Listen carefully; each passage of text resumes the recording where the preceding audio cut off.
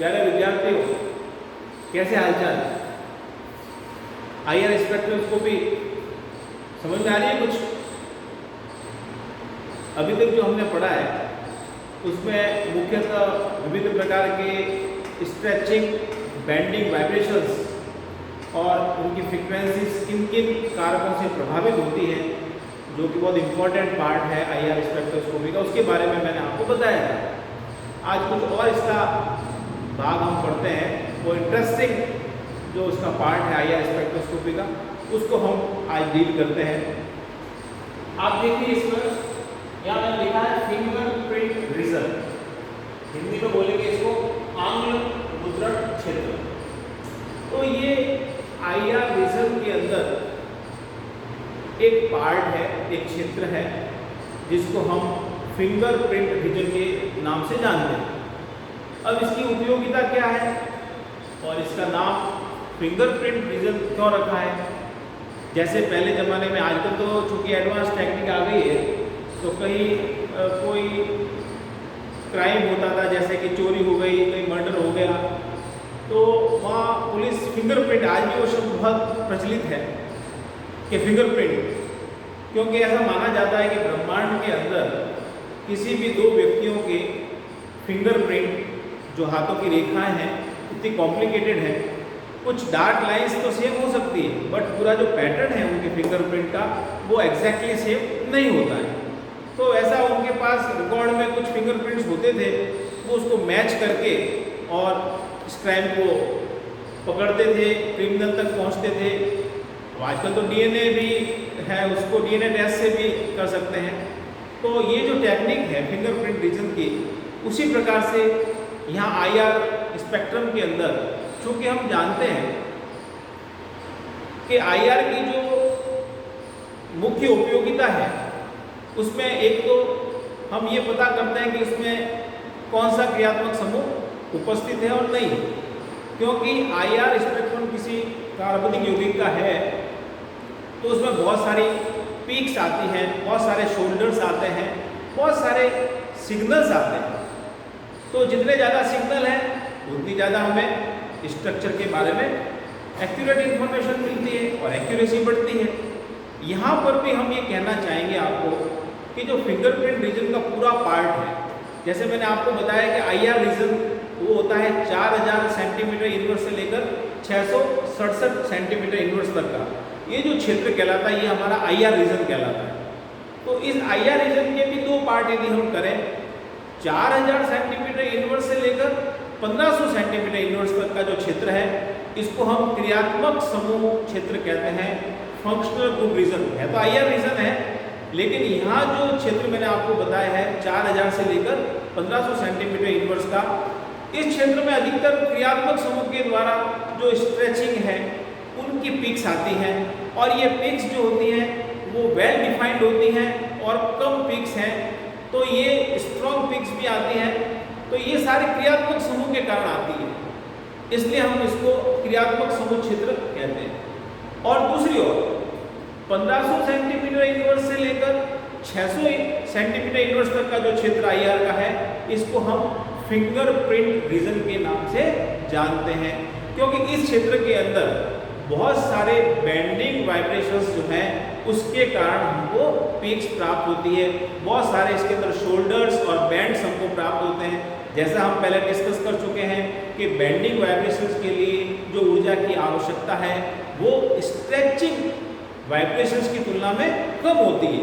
तो ये जो कम क्षेत्र वेव नंबर का है, जो 1500 से नीचे का रीजन है, बिलो 1500 सेंटीमीटर इनवर्स है, ये फिंगरप्रिंट रीजन कहलाता है, क्योंकि इसके अंदर से बहुत सारे बेंडिंग वाइब्रेशंस के कारण हमें पिक्स प्राप्त होती है, और साथ ही साथ इसमें कार्बन ऑक्सीजन, कार्बन कार्बन और कार्बन नाइट्रोजन, इनके स्ट्रेचिंग वाइब्रेशंस के कारण भी हमें इसमें पीक प्राप्त होती है। तो इसको फिंगरप्रिंट रीजन क्यों कहा है? क्योंकि एक बहुत इंपॉर्टेंट और यूजफुल एप्लीकेशन IR स्पेक्ट्रोस्कोपी है वो है आइडेंटिटी को निर्धारित करना, पहचान को निर्धारित करना। तो हमारे पास यदि कोई दो कंपाउंड यदि है और यदि हमें कहा जाए कि क्या ये दोनों कंपाउंड सेम है, एक ही कंपाउंड है, तो तो वैसे हम इसकी आइडेंटिटी को निर्धारित करने के लिए इनकी फिजिकल प्रॉपर्टीज बहुत सारी है, melting point, boiling point, density, पर इनके द्वारा एक तो टाइम कंज्यूमिंग है और एक्यूरेसी इतनी नहीं आती है। लेकिन आईआर स्पेक्ट्रोस्कोपी का ये प्रिंसिपल है कि जो आईआर स्पेक्ट्रम है, कोई भी दो सेम कंपाउंड यदि है, सिमिलर कंपाउंड है, बिल्कुल एग्जैक्ट एक ही कंपाउंड है, तो उनका ही आईआर स्पेक्ट्रम समान होगा और अदरवाइज आईआर स्पेक्ट्रम सिमिलर नहीं हो सकता है। तो यदि हमें दो कंपाउंड दिए जाएं तो हम क्या करेंगे, उसको स्कैन करेंगे, उसका आईआर स्पेक्ट्रम लेकर उसको स्कैन करेंगे और उसमें हम देखेंगे कि उनके आइडेंटिकल है या नहीं है स्पेक्ट्रम। यदि फिर भी ये जो क्षेत्र है 4000 सेंटीमीटर इनवर्स से लेकर 1500 सेंटीमीटर इनवर्स का जो आईआर का क्षेत्र है, जिसको हम फंक्शनल ग्रुप रीजन कहते हैं, यहाँ पर तो फिर भी कुछ कंपाउंड्स के जो स्पेक्ट्रा है वो सिमिलर हो सकते हैं, पीक्स जो है समान हो सकती है। लेकिन यदि हमारे पास कंपाउंड दोनों अलग अलग हैं, डिफरेंट कंपाउंड्स हैं, तो जो उसका फिंगरप्रिंट रीजन के अंदर पैटर्न होगा, यहाँ पर जो पीक्स होगी वो कभी भी सिमिलर नहीं होगी। तो इस आधार पर इसकी इंपॉर्टेंस है, हमें किसी कंपाउंड के बीच में डिस्टिंग्विश करना है, अंतर करना है, विभेद करना है, उसकी पहचान करनी है, तो ये फिंगरप्रिंट रीजन जो है बहुत इंपॉर्टेंट है, क्योंकि 2-3 कंपाउंड के फंक्शनल ग्रुप रीजन के अंदर स्पेक्ट्रा समान हो सकते हैं, लेकिन फिंगरप्रिंट रीजन तो क्या है, एक ही कंपाउंड यदि है तो ही उसके पैटर्न या स्पेक्ट्रम समान होंगे, अदरवाइज नहीं होंगे। हम ये भी जानते हैं कि एनेंशियोमर्स जो होते हैं, जिसको हम बोलते हैं दर्पण प्रतिबिंब रूपी समावयवी, तो एनेंशियोमर क्या है, एनेंशियोमर वो है जो एक दूसरे की क्या है, मिरर इमेज है और एक दूसरे को सुपर इम्पोज नहीं करते हैं, एक दूसरे को अध्यारोपित नहीं करते हैं। तो अगर एनेंशियोमर्स यदि हैं तो कंपाउंड तो वो अलग अलग है, दोनों स्टीरियो आइसोमर्स हैं, तो उनके जो आईआर स्पेक्ट्रम होंगे वो समान होते हैं, तो उनका हम इसके द्वारा विभेद नहीं कर सकते एनेंशियोमर्स का, क्योंकि उनके आइडेंटिकल होते हैं।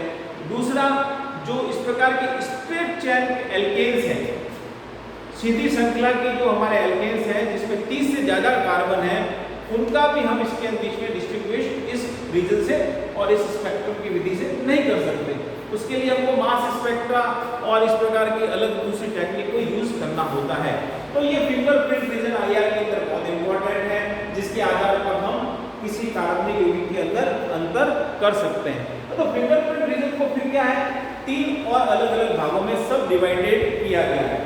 तो पहला भाग जो है ये वो रीजन है जो 1500 से लेकर 1350 सेंटीमीटर इनवर्स के बीच का है। ये जो रीजन है इसके अंदर मुख्यतः एक डबलेट हमको ये दिखता है। डबलेट का मतलब होता है 2 सिग्नल आना, इस प्रकार से डबलेट कहलाता है। ये 2 सिग्नल आते हैं, इसको बोलते हैं doublet.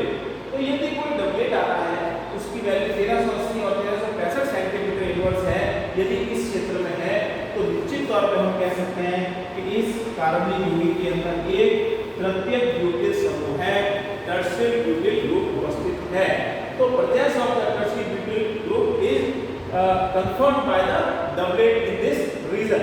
Again, if the compound having the jam dimethyl, dimethyl means 2 methyl group, और जैम का मतलब होता है एक ही कार्बन पे यदि 2 मिथाइल ग्रुप होते हैं उसको बोलते हैं जैम। 2 प्रकार के होते हैं, डाइमिथाइल विसिनल आसपास के कार्बन पे और जैम एक ही प्रकार के कार्बन पर।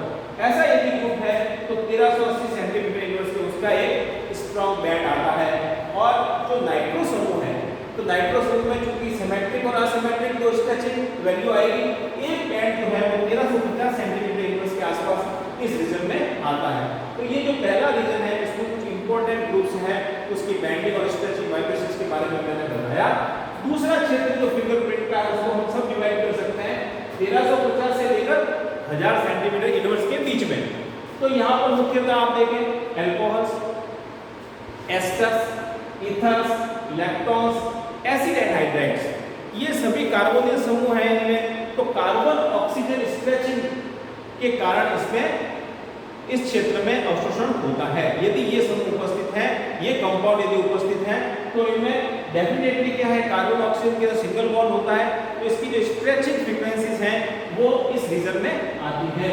फिनॉल जो होता है उसमें यदि कार्बन ऑक्सीजन स्ट्रेचिंग है वो 1200 सेंटीमीटर इनवर्स के आसपास इसी प्रकार से ईथर जिसमें कार्बन ऑक्सीजन कार्बन, तो CO बॉन्ड स्ट्रेचिंग जो है 1150 से लेकर 1070 सेंटीमीटर इनवर्स के आसपास होती है, और एस्टर्स की जो है वो 1380 और 1050 सेंटीमीटर इनवर्स के आसपास होती है। तो ये बहुत इंपॉर्टेंट इंफॉर्मेशन है। OH, एस्टर, ईथर, यहाँ पे फंक्शनल ग्रुप तो C डबल बॉन्ड तो आएगा इसका, उसके कारण तो फंक्शनल ग्रुप रीजन के अंदर पीक आती है, लेकिन यहाँ पर ये साथ साथ में एडिशनल के अंदर फिंगरप्रिंट रीजन में यदि ये वैल्यूज है तो ये कंफर्म करता है कि इसके अंदर अल्कोहल है, फिनॉल है या कुछ और कंपाउंड है। तीसरा जो क्षेत्र है वो 1000 सेंटीमीटर से नीचे का क्षेत्र है फिंगरप्रिंट रीजन का, और इसमें मुख्यतः जो है आप देखिए एल्कीन्स, कार्बन कार्बन में डबल बॉन्ड है, तो यदि कार्बन कार्बन में डबल बॉन्ड है तो उसकी स्ट्रेचिंग के कारण आप देखें एक डिफॉर्मेशन बैंड आता है, एक विरूपण बंध आता है, बेंडिंग वाइब्रेशंस होते हैं, तो वो है उसकी वैल्यू एक 970 960 के आसपास, और एक बैंड आता है 700 सेंटीमीटर इनवर्स के आसपास। तो ये विभेद करने के लिए आवश्यक है कि ये सिस है या ट्रांस है। जो ज्यादा वैल्यू है वो ट्रांस आइसोमर के कारण आती है, और जो कम वैल्यू है वो सिस के कारण आती है। तो ये भी हमको पता चल जाता है कि यदि 900 के आसपास आ रही है इसका मतलब ये एल्कीन है, और साथ साथ में इसमें क्या है ट्रांस आइसोमर्स है। और इंपॉर्टेंट बेंजीन, तो बेंजीन एरोमेटिक का यहाँ पर फिंगर फंक्शनल ग्रुप रीजन में एब्जॉर्प्शन है, और साथ साथ में हम क्या देखते हैं फिंगरप्रिंट रीजन को चेक करते हैं। तो यहाँ पर यदि 750 और 700 सेंटीमीटर के आसपास है तो हम क्या कह सकते हैं कि यहाँ पे जो एरोमेटिक है वो कैसा है, मोनो सब्स्टिट्यूटेड है। और यदि इसमें इस रीजन के अंदर डाई सब्स्टिट्यूटेड यदि ऑर्थो, मेटा या पैरा हो तो वो भी इस समूह के आधार पर, इस क्षेत्र के आधार पर हम विभेद कर सकते हैं। तो ये बहुत इंपॉर्टेंट रीजन कहलाता है आंग्ल मुद्रण क्षेत्र, फिंगरप्रिंट रीजन, क्योंकि इसके अंदर हम ये कह सकते हैं कि अलग अलग कंपाउंड का आपका फंक्शनल ग्रुप क्षेत्र का पैटर्न सेम हो सकता है, लेकिन जब इसको स्केल करेंगे तो जो स्पेक्ट्रम है डिफरेंट कंपाउंड्स के वो फिंगरप्रिंट रीजन में कभी भी सिमिलर आइडेंटिकल नहीं होंगे। तो we can determine the identity of the two compounds accurately by this technique. Again अब इसकी जो मैं कुछ एप्लीकेशंस के बारे में आपको बताता हूँ। अब क्या है कि काफी चीजें हम सीख चुके हैं, पढ़ चुके हैं आईआर के अंदर। अब हमको स्कैन करना है, हमको पता करना है तो ये नहीं यहाँ वैल्यूज आती है तो ये कौन सा ग्रुप हो सकता है।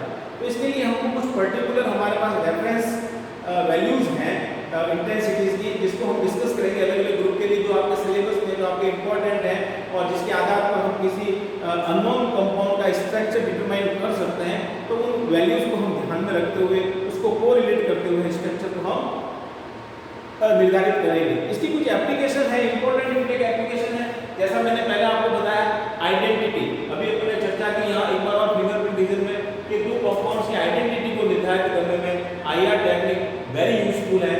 दूसरा है इम्प्योरिटीज। अब देखो किसी कंपाउंड के अंदर यदि इम्प्योरिटीज है, जैसे मैं कहता हूँ कि कार्बोनिल समूह, ये 1710 और 1740 के बीच में इसका एक स्ट्रॉन्ग एब्जॉर्प्शन बैंड आता है C डबल बॉन्ड और स्ट्रेचिंग के कारण, लेकिन यदि इसके आसपास कोई नहीं है इसका मतलब वहां पर क्या है, इम्प्योरिटीज है। तो किसी ग्रुप के प्रेजेंस और किसी ग्रुप की एब्सेंस ये भी इसके द्वारा बताई जा सकती है। तो इंपॉर्टेंट CH, CO, NH ये जो स्ट्रेचिंग है इसके आधार पे हम बता सकते हैं। जैसे अब किसी ग्रुप C डबल बॉन्ड और समूह उपस्थित है, यदि 1700 आसपास है तो हम कहेंगे भाई इसके अंदर कार्बोनिल समूह तो है। फिर साथ साथ में हम क्या देखेंगे, एल्डिहाइड यदि है, कार्बोनिल समूह तो है, तो एल्डिहाइड भी तो हो सकता है, तो उसके लिए CH स्ट्रेचिंग के मान हमारे पास है, उसको हम देख लेंगे। यदि है तो एल्डिहाइड हो सकता है, लेकिन यदि CO है तो एनहाइड्राइड हो सकता है, आपके कार्बोनिल ग्रुप के एसिड हो सकता है, और यदि एमाइड है तो एमाइड के साथ साथ में हम क्या देखेंगे, NH2 के दो स्ट्रेचिंग, NH स्ट्रेचिंग दो मान आएंगे, सिमेट्रिक और असिमेट्रिक। तो इसके कोरिलेशन से हम कंपाउंड के बारे में भी पता कर सकते हैं, वो भी एग्जैक्टली। दूसरा कॉन्जुगेशन, जैसा हमने पहले भी आपको बताया है, कॉन्जुगेशन क्या होता है, दो डबल बॉन्ड जो होते हैं वो सिंगल बॉन्ड से अलग होते हैं, पृथक होते हैं, या हम कह सकते हैं कि अल्टरनेट डबल बॉन्ड आ रहे हैं, बीच में सिंगल बॉन्ड आ रहा है, तो इस व्यवस्था को, इस अरेंजमेंट को हम क्या कहते हैं, कॉन्जुगेशन कहते हैं। तो कॉन्जुगेशन यदि होता है, जैसे मान लीजिए carbon carbon double bond, carbon carbon double bond और carbon oxygen double bond, carbonyl और एल्किन, ये दोनों यदि कॉन्जुगेशन में होते हैं तो कॉन्जुगेशन में होने से क्या होता है कि इनके अंदर जो एब्जॉर्प्शन की फ्रीक्वेंसी है, ऊर्जा की मात्रा है, वो क्या हो जाती है, कम हो जाती है। तो ये हमको बता देता है कि इसकी कितनी एक्सटेंट ऑफ कॉन्जुगेशन है। ये एप्लीकेशन आईआर की कॉन्जुगेशन को निर्धारित करने में भी ये टेक्निक बहुत यूजफुल है, बहुत उपयोगी है। और हाइड्रोजन बॉन्डिंग, जैसा कल मैंने आपको बताया था कि दो प्रकार की हाइड्रोजन बॉन्डिंग है, इंटरमॉलिक्यूलर और इंट्रामॉलिक्यूलर। तो यदि हाइड्रोजन बॉन्डिंग है, जैसे OH के अंदर है, अमीन्स के अंदर है, तो हाइड्रोजन बॉन्डिंग यदि होगी तो उन कंपाउंड्स के अंदर जो एक्सपेक्टेड वैल्यूज स्ट्रेचिंग की आनी चाहिए उससे कम वैल्यू हो जाती है। तो हम कह सकते हैं कि यहाँ पर हाइड्रोजन बॉन्डिंग उपस्थित है। इसके अलावा हम इंटरमॉलिक्यूलर और इंट्रामॉलिक्यूलर इन दोनों में भी अंतर कर सकते हैं। इंटरमॉलिक्यूलर हाइड्रोजन बॉन्डिंग के लिए जो ये शिफ्ट होती है वेवलेंथ के अंदर, वेव नंबर के अंदर, फ्रीक्वेंसीज के अंदर इंटरमॉलिक्यूलर में ज़्यादा होती है as compare to the intramolecular hydrogen bonding. और फोर्स कांस्टेंट, जैसा कि मैंने कल आपको बताया कि मैथमेटिकल भी हम क्या कर सकते हैं, स्ट्रेचिंग फ्रीक्वेंसीज को कैलकुलेट कर सकते हैं, तो उससे फोर्स कांस्टेंट का मान भी निकाल सकते हैं। हमारे पास एक्सपेरिमेंटल वैल्यू आ जाती है फ्रीक्वेंसीज की, तो we can calculate the value of the force constant and by this value force constant we can determine the bond distance. हम बॉन्ड लेंथ पता कर सकते हैं और साथ साथ में बॉन्ड एंगल। तो ये कुछ सब एप्लीकेशंस और आईआर इंपॉर्टेंट एप्लीकेशंस मैंने आपके सामने डिस्कस की है। अब उनको इंटरप्रिटेशन करना होता है, और यदि हम देखना चाहें कि आईआर स्पेक्ट्रम हमको दिया है तो इसमें कौन कौन से ग्रुप हो सकते हैं, कौन कौन से इसके अंदर स्केलेटन हो सकते हैं, तो उसको यदि हम कहते हैं उसको इंटरप्रिटेशन कहते हैं। तो कुछ वैल्यूज हमको याद करनी पड़ती है और उस आधार पर हम क्या करते हैं, उसको इंटरप्रिटेट करते हैं, उसका हम स्कैनिंग करते हैं और पता करते हैं कि इसके अंदर किस प्रकार का क्रियात्मक समूह हो सकता है। तो मुख्य चार बातें जो है हमको पता चलती है। एक, कौन सा ग्रुप इसके अंदर प्रेजेंट है या नहीं है। आईआर स्पेक्ट्रम को स्केल करेंगे, इंटरप्रेट करेंगे तो क्या व्हाट ग्रुप और groups are present in the compound. Number 1 ये पता चल रहा है, ये हमको ध्यान रखना। दूसरा क्या है, what is the carbon skeleton in compound. Compound के अंदर किस प्रकार का ढांचा है, किस प्रकार की व्यवस्था है, ये पता चलता है। Third one, is the compound aromatic. ये क्या एरोमेटिक है, और यदि एरोमेटिक है तो कौन सा है, विच टाइप ऑफ सब्स्टिट्यूशन। चौथा है, क्या इसमें कॉन्जुगेशन है या नहीं है। तो ये कुछ इंपॉर्टेंट बातें जो हैं जिसको हम ध्यान में रखते हुए किसी अज्ञात कार्बनिक यौगिक के इंफ्रारेड स्पेक्ट्रम से संरचना निर्धारित कर सकते हैं। इसकी जो पीडीएफ है, नोट्स हैं, वो मैं डिटेल में आपको और भेज दूंगा, तो आप उसको और देख के पढ़ लें। All the best.